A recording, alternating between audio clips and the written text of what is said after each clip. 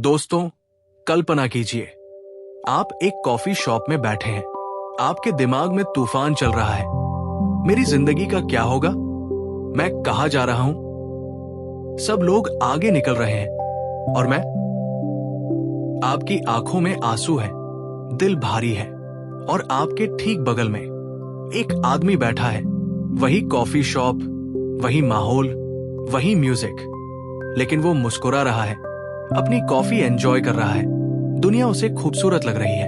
एक ही जगह, एक ही वक्त, दो बिल्कुल अलग दुनियाएं। ऐसा क्यों?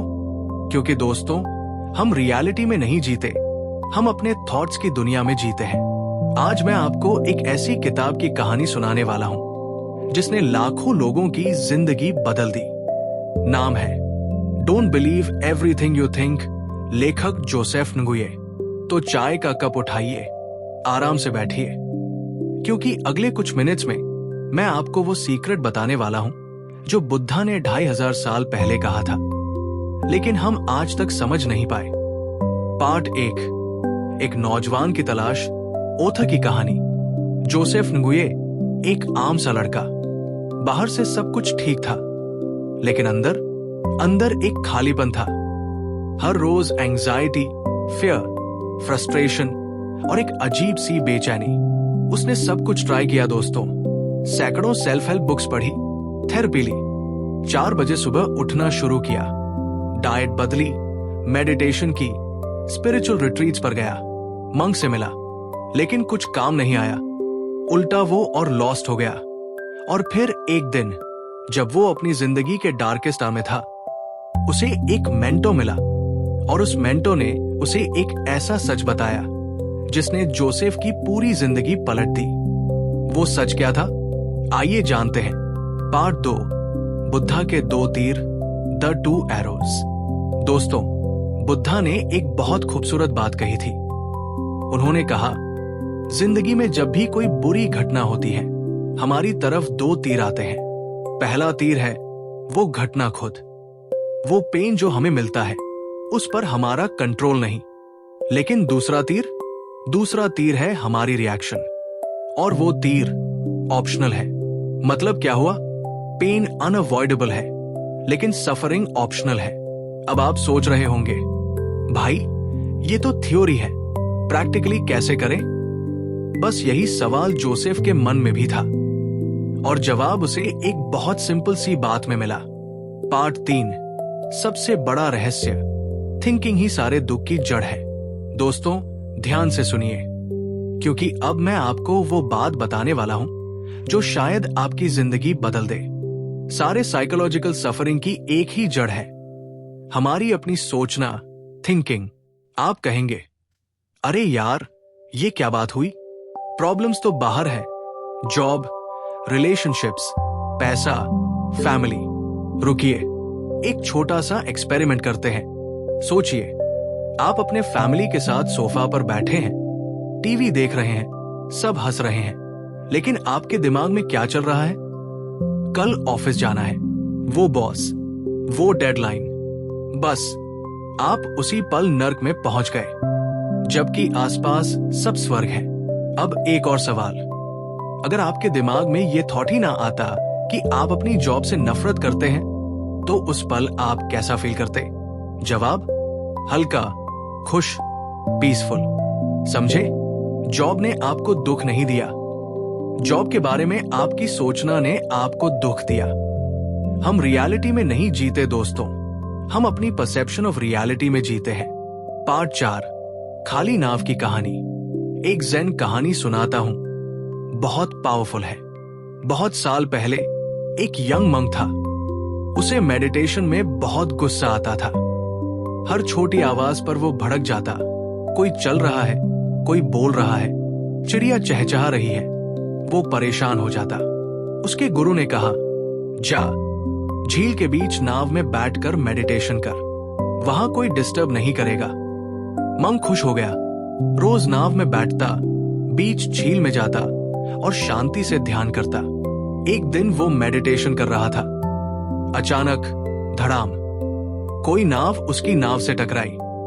मंक का गुस्सा 7वें आसमान पर। आंखें खोली चिल्लाने को तैयार। लेकिन सामने देखा तो नाव खाली थी, कोई था ही नहीं उसमें। उसी पल मंक को सच्चाई समझ आई। गुस्सा उस इंसान पर नहीं आता जो नाव में होता है, गुस्सा तो मेरे अंदर पहले से है। दूसरा इंसान तो बस एक ट्रिगर है, एक खाली नाव। दोस्तों, हर इंसान, हर सिचुएशन जो आपको परेशान करती है, वो एक खाली नाव है।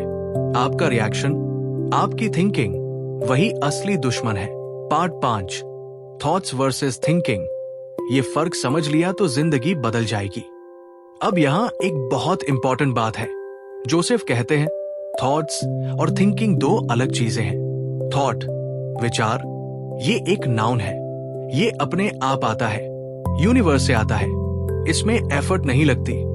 थिंकिंग, सोचना, ये एक वर्ब है, ये हम मैन्युअली करते हैं, इसमें एनर्जी लगती है और यही हमें तोड़ती है। एग्जाम्पल लीजिए, मैंने पूछा आप साल में कितना पैसा कमाना चाहते हैं? एक नंबर आपके दिमाग में आया, ये थॉट है। Light, expensive, exciting. अब वही नंबर को 5 से मल्टीप्लाई कीजिए। अब आपका दिमाग क्या कर रहा है? नहीं यार, ये पॉसिबल नहीं, मेरी फैमिली में किसी ने इतना नहीं कमाया, मैं ग्रीडी हो रहा हूं। यही थिंकिंग है, heavy, restrictive, suffocating. Golden rule याद रखिए, थॉट्स क्रिएट, थिंकिंग डिस्ट्रॉयज। विचार बनाते हैं, सोचना तोड़ता है। पार्ट 6, हमारी असली पहचान, आवर नेचुरल स्टेट। एक सवाल, एक बच्चे को देखिए, नवजात बच्चा, क्या वो स्ट्रेस्ड होता है, एंग्शियस होता है, डिप्रेस्ड होता है? नहीं, बच्चा नेचुरली खुश होता है, प्यार से भरा होता है, पीसफुल होता है। यही हमारी असली पहचान है, यही हमारा नेचुरल स्टेट है। जॉय, लव, पीस, ये हमें कहीं बाहर से नहीं लाने हैं, ये पहले से हमारे अंदर है। बस थिंकिंग एक बादल की तरह सूरज को ढक देती है। सूरज कभी गया नहीं, बस दिख नहीं रहा। जैसे ही बादल हटते हैं, सूरज वापस चमकने लगता है, बिना कोई एफर्ट के। पार्ट 7, गंदे पानी का राज, हाउ टू स्टॉप थिंकिंग। अब सबसे बड़ा सवाल, भाई थिंकिंग रोके कैसे? जोसेफ एक बहुत खूबसूरत एनालॉजी देते हैं। कल्पना कीजिए, आपके सामने एक गिलास है जिसमें गंदा, मटमैला पानी है, मिट्टी मिली हुई है। मैं पूछूं, इस पानी को साफ कैसे करें? आप कहेंगे फिल्टर करें, उबाले, छाने। लेकिन सच ये है, अगर आप उस गिलास को बस शांति से एक जगह रखते, कुछ देर में मिट्टी अपने आप नीचे बैठ जाएगी और पानी साफ हो जाएगा। बस इतना ही करना है दोस्तों। थिंकिंग को रोकना नहीं है, उससे लड़ना नहीं है, बस उसे देखना है, अवेयर होना है। जैसे ही आप अवेयर होते हैं कि अरे मैं तो ओवर थिंकिंग कर रहा हूं, वो थिंकिंग अपने आप बैठने लगती है। क्विकसैंड का रूल याद रखिए, दलदल में फंसे हो तो हाथ पैर मारने से और डूबोगे। शांत रहो, बॉडी खुद ऊपर आ जाएगी। थिंकिंग भी क्विकसैंड की तरह है, उससे लड़ोगे तो और फंसोगे। उसे देखो, एक्सेप्ट करो, वो खुद चली जाएगी। पार्ट 8, अनकंडीशनल लव का राज, एक खूबसूरत कहानी। जोसेफ की एक पर्सनल कहानी है जो दिल छू लेती है। उसकी गर्लफ्रेंड का नाम है माकेन्ना। एक दिन जोसेफ ने उससे पूछा, तुम मुझसे प्यार क्यों करती हो? माकेन्ना बोली, पता नहीं, बस करती हूं। जोसेफ को गुस्सा आया। उसने 50 रीजंस बताए कि वो माकेन्ना से क्यों प्यार करता है। उसकी हंसी, उसकी स्माइल, उसका दिल। सालों तक यही सवाल पूछता रहा। माकेन्ना का वही जवाब, बस करती हूं। और एक दिन जोसेफ को सच समझ आया, अगर मैं कहता हूं कि मैं तुम्हारी हंसी के लिए तुमसे प्यार करता हूं, तो जिस दिन तुम नहीं हंसोगी, क्या मैं तुमसे प्यार नहीं करूंगा? रीजंस के साथ जो प्यार होता है वो कंडीशनल लव है। बिना रीजन का प्यार, वही अनकंडीशनल लव है। और सबसे खूबसूरत बात, ये अनकंडीशनल लव हमारे अंदर ही है, बस थिंकिंग उसे ढक देती है।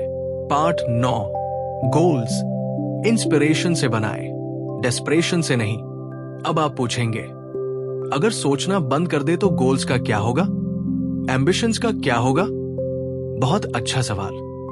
जोसेफ कहते हैं, दो तरह के गोल्स होते हैं, डेस्परेशन से बने गोल्स, भारी लगते हैं मुझे करना ही पड़ेगा वाली डर, एंजाइटी, प्रेशर, 1 करोड़ कमाना है ताकि फ्रीडम मिले, ये मीन्स गोल है करने के बाद भी खालीपन। इंस्पिरेशन से बने गोल्स, हल्के, एक्सपेंसिव लगते हैं मैं ये करना चाहता हूं वाली फीलिंग, एक्साइटमेंट, जॉय, बस करने के लिए करना, कोई बड़ी वजह नहीं, खुद में आनंद देता है। एक पेंटर पेंटिंग क्यों करता है? पैसे के लिए नहीं, बस इसलिए कि उसके अंदर से कुछ निकलना चाहता है। ये इंस्पिरेशन ही डिवाइन है दोस्तों, यही यूनिवर्स आपसे काम करवाना चाहता है। पार्ट 10, कोई चीज गुड या बैड नहीं होती, शेक्सपियर की सीख। शेक्सपियर ने कहा था, there is nothing either good और bad but thinking makes it so. Piano देखिए, 88 कीज है, कोई की गलत नहीं है, बस कुछ कीज एक पर्टिकुलर सॉन्ग में फिट नहीं होती। जिंदगी भी ऐसी ही है, कोई डिसीजन गलत नहीं होता, बस कुछ डिसीजंस हमें प्लेजेंट फील कराते हैं, कुछ अनप्लेजेंट। जब आप सही गलत के चक्कर में पड़ते हैं, आप थक जाते हैं। जब आप क्या फील हो रहा है देखते हैं, आप जीने लगते हैं। पार्ट 11, इंट्यूशन को फॉलो कैसे करें। स्टीव जॉब्स ने कहा था, अपने दिल और इंट्यूशन को फॉलो करने की हिम्मत रखो। उन्हें पहले से पता है कि तुम्हें क्या बनना है। आपके अंदर एक छोटी सी आवाज है, गट फीलिंग, वो हमेशा सही रास्ता बताती है। लेकिन हम क्या करते हैं? चलो 10 लोगों से पूछ लेते हैं, फैमिली से पूछें, फ्रेंड से पूछें, गूगल पर सर्च करें, और बस कंफ्यूजन का तूफान। सच ये है कि आपको पहले से पता है क्या करना है, बस आप डरते हैं करने से। वेट कम करना है, आपको पता है कैसे होगा। जॉब छोड़नी है, आपको पता है क्यों। रिलेशनशिप में है, आपको पता है सही है या नहीं। बस थिंकिंग उस आवाज को दबा देती है। नॉन थिंकिंग में जाइए, आवाज साफ सुनाई देगी। पार्ट 12, मिरेकल्स के लिए जगह बनाइए। एम्प्टी कप की कहानी। एक स्कॉलर जेन मास्टर के पास गया, मुझे जेन सिखाइए। मास्टर ने उसे चाय दी। एक कप में चाय डालने लगा, कप भर गया, फिर भी डालता रहा। चाय छलकने लगी, टेबल पर गिरने लगी, स्कॉलर के कपड़ों पर। स्कॉलर चिल्लाया, रुकिए, कप फुल है। मास्टर मुस्कुराए, बिल्कुल, तुम्हारा दिमाग भी इसी कप की तरह है, अपनी ही बातों से भरा। पहले खाली करो, फिर कुछ नया सीख पाओगे। आइंस्टाइन वायलिन बजाते थे जब स्टक होते। एडिसन हाथ में स्टील बॉल लेकर सोते थे, गिरने पर जागते और सॉल्यूशन मिल जाता। स्पेस बनाइए, साइलेंस बनाइए, और देखिए आंसर्स खुद चलकर आएंगे। तो दोस्तों, आज की कहानी का सार क्या है? पेन जरूरी है, लेकिन सफरिंग ऑप्शनल है। हम रियलिटी में नहीं, अपने थॉट्स में जीते हैं। थिंकिंग ही हमारे हर दुख की जड़ है। हमारा natural state, peace, love, joy पहले से हमारे अंदर है, बस थिंकिंग के बादल हटाने हैं। जोसेफ नुगुए ने कहा है, हम हमेशा सिर्फ एक थॉट की दूरी पर हैं, पीस से, लव से, जॉय से। आज रात जब आप सोने जाए, एक काम कीजिए, अपनी थिंकिंग को ऑब्जर्व कीजिए, उससे लड़िए मत, बस देखिए। और देखिए कैसे धीरे धीरे पानी साफ होने लगता है, सूरज वापस चमकने लगता है, जिंदगी फिर से खूबसूरत लगने लगती है। अगर ये कहानी आपको पसंद आई हो तो लाइक जरूर कीजिए, सब्सक्राइब कीजिए और कमेंट्स में बताइए, क्या आज से आप अपनी थिंकिंग को ऑब्जर्व करेंगे? मिलते हैं अगली कहानी में। तब तक के लिए शांत रहिए, खुश रहिए और सोचना थोड़ा कम कीजिए। जय हिंद।